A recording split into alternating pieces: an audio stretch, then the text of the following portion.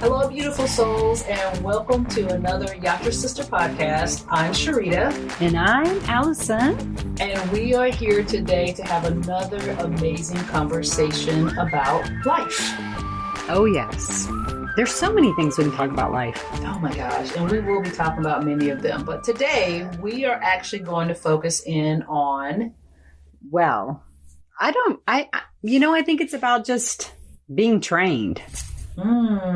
Being trained. Ooh, to hear that word being trained, it's offensive to some people. Right? Absolutely. So what do you mean when you say being trained? Well, I just got a new dog. Okay. Right? Yeah. And I am watching this new dog. Mm-hmm. And we keep saying when he's going to be trained, when he gets trained. And we keep saying that like it's this thing that's going to happen. Like he's going to become magical when he is trained. Okay. Right? Mm-hmm. But truth be told, all that's contingent on if I'm trained first. Ooh, come on with that. Okay. Right? How is he going to be trained if I'm not trained first? Wow. Very true. Yeah. Too much pressure I'm putting on this wild little animal. Yes. Yeah. It's you know what? And I think about it being that we're both parents. It's just like expecting our kids to react and do things in a certain way when they have not been properly shown or trained how to do them in a manner that is most productive and positive for them. Oh, yeah. Okay. And then getting pissed at them. Correct. When we were showing them the complete opposite. Yes. Right? Yes. I remember my teenagers, and I'm sure I'm not saying anything shocking because all of my kids now are all in college like yours. Right. Mm-hmm. And then you find out they all vape. Mm-hmm. Right? Yeah. And you're like, what the hell? Yeah. But then when I look back, I'm like, well, obviously I might have, just saying. Correct. At those later ends. Now, when they were young, oh my gosh, I was perfect. Like organic, grow the herbs under my armpits and then fed them to them. A garden. Oh God, yes. All of that. Everything was, I will be the ideal. But it's something happens as they age. You start somewhat slipping a little bit in your role model. Yes. And then you go, well, I can't believe you act that way. This is true. But then they're like, well, Mom, you do it. I have been called out on that with my sons, all three of them at different points in times. Absolutely. Because I'm not a quote unquote traditional parent.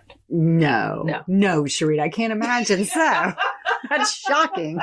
Holy shit. No, really? No. I mean, because I can't imagine that. It's 2:30, 3 o'clock on a Tuesday. We just drank a bottle of sake and we're making a recording. We did. At like 3:30. I mean, I think most traditional people are at like work or making a casserole. Yes. But whatever. No, I agree. I'm not a traditional. I raised my child at a yoga studio. Yeah, you were so not. I wasn't even raised very traditional. So my dad was a cowboy.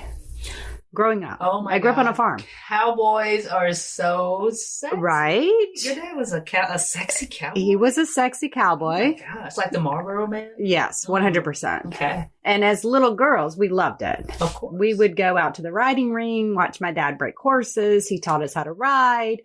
I was so jealous of my older sister because she was 8 years older. Okay. And so she got the chaps and the buckle and the whole outfit. Just something about the leather chaps. Oh, yeah. She was the coolest. But I was so much younger and I didn't get all the things yet because I wasn't trained yet. Ooh, okay. Okay. So I can remember one day my dad let me be on one of the show horses. Okay. Now he had given me the lessons about the reins, told me what to do, blah, blah, blah, blah, blah, how to kick, how to pull, all the things, right? I get on the show horse.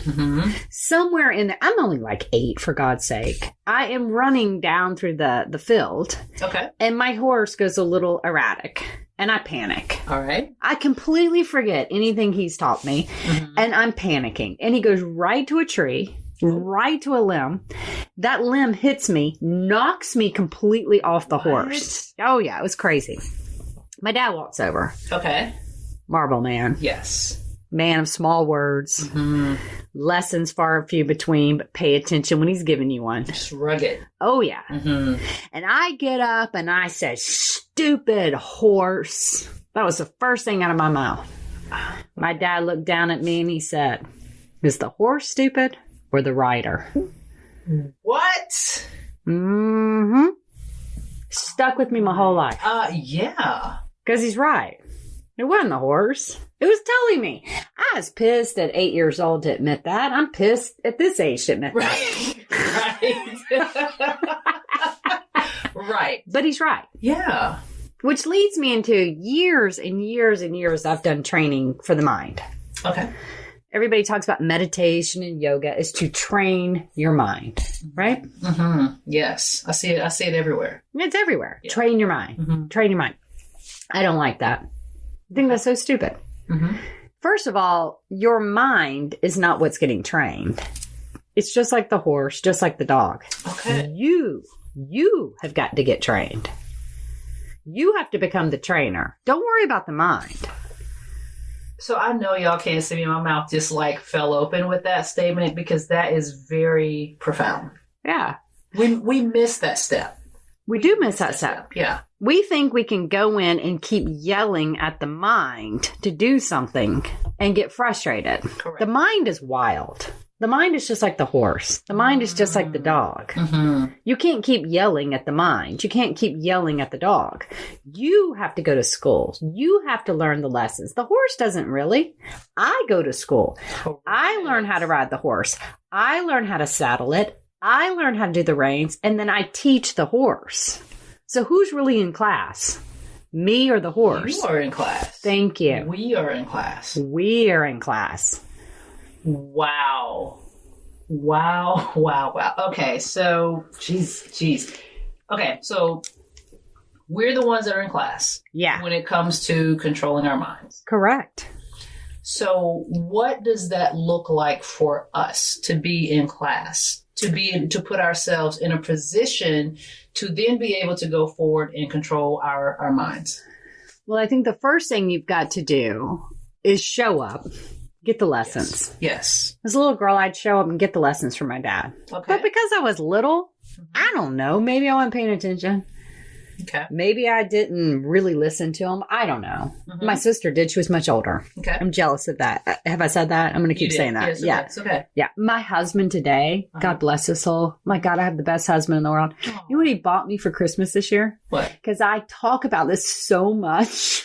I am 50 and I never got my belt buckle. He bought me a belt buckle. That is the sweetest thing. Because I never got my belt buckle. My sister always got that. I'm the furthest thing from a horse girl now. Yeah, I don't see that. No. Yeah. Well, actually, when I was little, I refused to call myself that I wanted to be a cowgirl. Okay. Okay? Yeah. Because we don't ride cows. I wanted to be a horse girl. You want to be a horse girl. I wanted to be a horse girl. Literally. Oh, yeah. Okay. All right. Well, going back to the question you asked me. Yes. All right. So I really think the first thing you need to do is remember you've been trained. You've been given the lessons. Now, like anything in nature, it's unpredictable. Correct. A horse is unpredictable. It's part of nature. That is a part. Okay. So just my little side story. I absolutely adore and love horses. They're beautiful. They're majestic. My youngest son, my oldest son at the time when he was young, name was Bear. Like we had him on horses by the age of 3. He had the chaps. He had the hat. He was roping Bufords. Like I'm all into that. Yeah. I think it's the cutest thing. Yeah. But those things are big. They're massive. And you don't know if they're having a bad day when you approach them to get on their back and ride them. Yeah. So when you're talking about horses, is that like parallel to the mind itself as far as like you were saying horses are wild, our minds are wild? Or is that like a parallel of our minds are strong, our minds are very powerful, but we have to figure out how to tame them? Yes, you got it. Okay. All right. Okay. You got it. Okay. The horse is wild. I mean, it's part of nature. So is your mind. Okay. It is always going to be going off and doing what it wants to do. Okay. If it's not being watched. Even a very tamed horse is still going to get up to no good. Even a tamed dog in its younger years can get up to no good. Yes. True. So anything of nature is going to buck the system. So the first and foremost, you need to remember you're the one trained. So don't be freaked out when it starts to buck and act crazy. Oh, girl, my mind will buck and act crazy. Hell, heartbeat. Mine too. Yes. Mine will tell me some of the craziest things. I can't even believe it's gone there. Mm-hmm. Yes. If you stay with it and forget you're the trainer, you're going into the tree and hitting that wall. Oh, yes. You have to pause and remind, I know what I'm supposed to do when the horse starts acting erratic. When the mind acts erratic, I'm the one that's been trained, not the mind. So even though we know we've been trained, why do we not make decisions to tame it at that point? Oh my God. Excellent question. Okay. Just like anything, going back to my new dog. Okay. If you do not have a calm, safe environment, nothing's being trained. Repeat that. If you do not have a calm, safe environment, nothing's being trained. Wow. It's not going to trust you. If you're yelling, you're being abusive, you keep saying, stop it, no, hitting, all of that, it's not going to become trained. Same with your mind. Your mind is not interested in being trained if you're not creating a calm environment first. Wow. Hence, the first thing you have to do is bring it back to calmness. I go back, and I know I keep teaching this, and it's old news and old news and old news, but it's so true. Okay. If you come back to breath, the horses go in step. Wow. Wow. You come back to breath, the horses will go in step. But you are going to have to get the pace and the breath. You have to do that, and then the mind comes.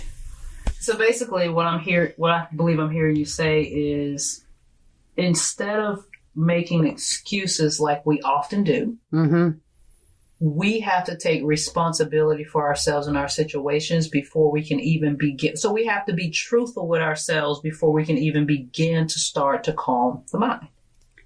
I mean, you could say that, but that's like complicated. If I was a dog or a horse, I have no fucking idea what you just said to me. True. I'd be like, huh? What? I don't know. That was like way out there. And I think that's what lots of people get when they start studying meditation or these books or these Spotifys or all these things that are cramming at us. It seems so damn complicated that you're like, okay, maybe I need to get that. Yes. It would literally be like coming home and me telling Buddy the Elf, which is my dog, what you just said. And Buddy the Elf would be like, huh? It's very profound. I love that you said that, but I think it can be even simpler. Yes, make it simple, please. My simpleness is before I start to even address what the fuck the mind is doing, chaotically running, attacking dogs, pissing on the carpet, horses running astray, biting other horses, I first have to check myself as the cowboy. Ooh. Am I calm? Cowboy check. Okay. Am I calm? Am I breathing? Am I Marble Man? Before I go into that ring, where am I?